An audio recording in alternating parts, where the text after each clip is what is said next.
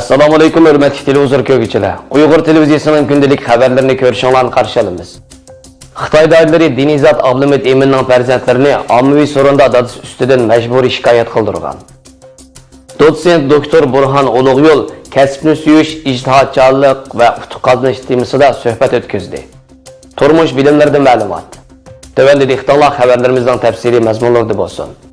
Erkin Asiya Radiosu xəbərdə Qashqardagi yerlik doiralarning aholilarni bir-birining atalmış xatoliklarni fosh qilishdan boshqa yana o'z oila a'zolarining xatoliklarni fosh qilish qistavotganligi, tahdid selayotganligi.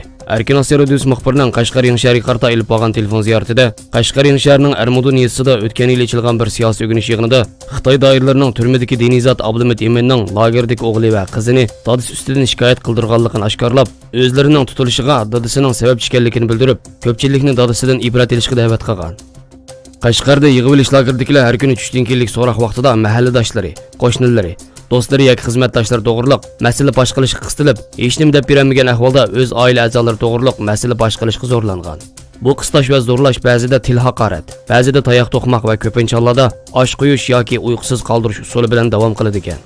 Xitoy doiralari majburiy iqror qildirilgan paketlarga asosan tutqun doirasini kengaytib, lagerlarni texmi ko'p begunoh kishilar bilan to'ldirgan bo'lsa, yana ba'zi tutqunlarni ommaviy yig'inlarda o'z oila a'zolari ustidan shikoyat qilishga majburlagan. Ma'lum bo'lishicha, tutqunlar agar oila a'zolari ustidan shikoyat qilmasa, muddatsiz kesib etilganligi, hatto o'lim jazosiga uchrash ehtimolligining borligi haqida tahdid qilingan. Erkin Asiya Radiosuning telefon ziyoratini qabul qilgan Yengshar noyisining Armudun yezisidagi bir amallik mudiri o'tgan yili qo'shni kentda ochilgan bir siyosiy o'g'inish yig'inida 2 nafar tutqunning o'z dadisi ustidan shikoyat qilganligi va ko'pchilikni dadisidan ibrat olishga chaqirganligini bildirib, 60 yoshdan qolgan Dinizat Abdulhamid Emin bir masjidning imomi bo'lib, u 2017-yili qonunsiz tabliğ so'zlash ayblamasi bilan tutilgan va 7 yillik kesilgan. Navbatda Urumchi birinchi turmada jazo muddatini o'tayotgan Abdulhamid Eminning bir qiz va bir o'g'limi lagerda bo'lib, ular siyosiy o'g'inishda o'zlarining mushkunga qilishida dadisining sababchi ekanligini tilga olib shikoyat qilgan. Ammo mahbus Abdulhamid Eminning o'g'li Mamti Emin Abdulhamiddan konkret qanday qiyin qistoq duch kelganligi va yoki uningga Xitoy doiralari tomonidan qanday va'dalar berilganligi ma'lum emas.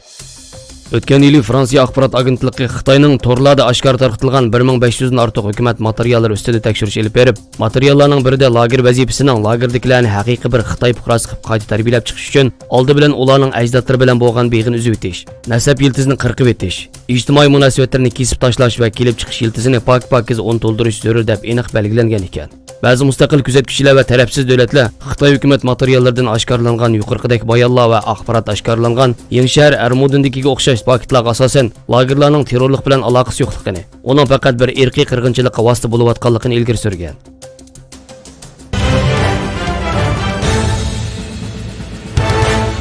Türkiye Uyghur Akademiya İstanbul Sabahattin Zaim Üniversitesi o'qituvchisi va Uyghur Akademiyasi doimiy hay'at a'zosi dotsent doktor Burhan Ulug'yo'l apandi bilan 28-sentabr kuni akademiya yig'in zalida kasbni suyish, ijtihadkorlik va utuq qozonish temasida Istanbuldagi har qaysi universitetlardan 15 Uyg'ur o'quvchining qatnashishi bilan suhbat olib berildi.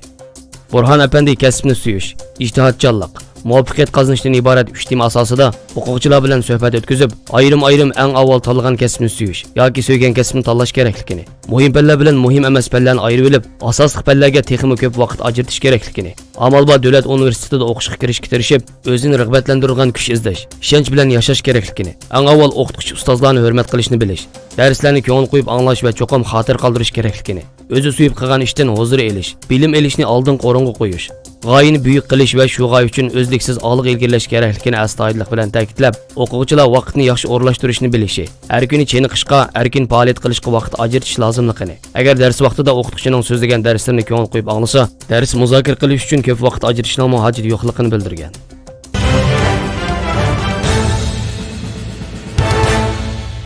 Meteorologiya, havo royi va klimatdan iborat bu uch so'zni kunda anglab turamiz. Lekin meteorologiya, havo royi va klimatning aniq ma'nosining nima ekanligi, ularning qanday farqi borligini bilmasligimiz mumkin.